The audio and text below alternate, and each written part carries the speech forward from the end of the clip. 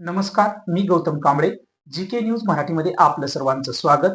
तुम्ही पाहत आहात महाराष्ट्राच्या कुशीतलं जीके न्यूज मराठी. आता बातमी आहे अचानक आग लागल्याने आगीने चांगलाच भडका घेतल्याची. पाहूया सविस्तर. नांदेडच्या किनवट तालुक्यातील तलहारी तांडा येथील किराणा दुकानाला अचानक आग लागून दुकानातील किमती साहित्य जळून खाक झाल्याची घटना 2 मार्चच्या मध्यरात्री ही घटना घडली आहे.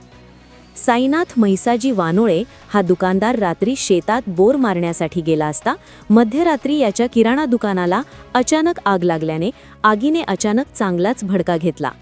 या आगीत फ्रीज, टीव्ही व दुकानातील किराणा साहित्य पूर्णतः जळून खाक झाले. त्यामुळे साईनाथ म्हैसाजी वानोळे या दुकानदाराचे मोठ्या प्रमाणात नुकसान झाले आहे. सदरील या घटनेचा पंचनामा करून नुकसान भरपाई देण्यात यावी अशी मागणी येथील नागरिकांनी केली आहे.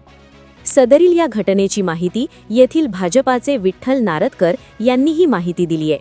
Bureau report, GK news, Kinwat, Nanded. तुम्ही पाहत आहात महाराष्ट्राच्या कुशीतलं जीके न्यूज मराठी. सात जनतेची, भूमी महाराष्ट्राची.